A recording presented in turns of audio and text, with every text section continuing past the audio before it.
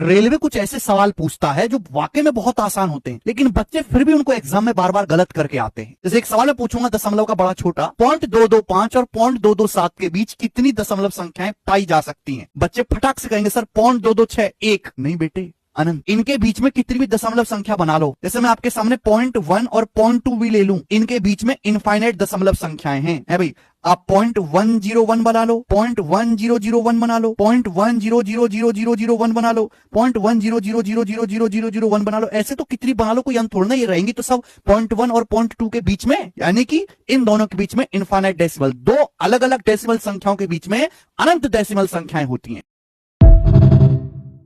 Railway group D के इस सवाल से दिमाग हिल जाएगा। बात इतनी सी है, 891 का वर्ग और 892 के वर्ग के बीच कितने पूर्णांक इंटीजर आते हैं? बताओ बेटा, पहले कंसेप्ट सीखो। हम आपसे पूछें कि 5 से 9 के बीच कितनी संख्याएं, तो 5 9 के बीच आता है 6 7 8, 3 संख्याएं आती हैं। कैसे पता लगाओगे? सबसे लास्ट में से पहले वाले को घटाओ, 9 - 5 तो 4 होता है, इससे 1 कम करना पड़ेगा 3। ऐसे ही यहां पर इन दोनों के बीच कितने पूर्णांक होंगे? तो 892 स्क्वायर में से 891 स्क्वायर आपको घटाना पड़ेगा, लेकिन एक कम आता है मेरे दोस्त, एक माइनस भी करना पड़ेगा। अब आप जानते हैं कि ये ए स्क्वायर माइनस बी स्क्वायर बन गया अलजेब्रा, ए प्लस बी ए माइनस बी, ए प्लस बी करूंगा तो 2 और 1 3, 9 9 18 का 8 हासिल 1, 9 8 17 1783 इंटू ए माइनस बी क्या आ जाएगा 1, और इसमें से 1 घटाएंगे तो 1782 संख्याएं इन दोनों वर्गों के बीच में। गजब का सवाल बेटा ग्रुप। अभी जो एसएससी जीडी का पेपर हुआ है उसमें इसी सवाल का तहलका रहा है। सबसे ज्यादा इसने परेशान किया। अशोक के पास 1612 रुपए हैं, 2 बेटे राज और वरुण, उनके बीच बांट दिए और उनको दोनों को चक्रवृद्धि ब्याज मिल रहा है 8% की दर से, इन्वेस्ट करने को कह दिया दोनों से। यह देखा गया कि राज और वरुण को 15-16 साल के बाद सेम अमाउंट, समान धनराशि प्राप्त हुई। अशोक ने राज को कितना पैसा दिया? देखिए भाई, 8% ब्याज की दर है, 8% की फ्रैक्शन वैल्यू होती है 2/25। क्या मतलब है? इसका मतलब यह है कि अगर आप 25 इन्वेस्ट करोगे तो 1 साल बाद 27 हो जाएगा मेरे भाई। ठीक है,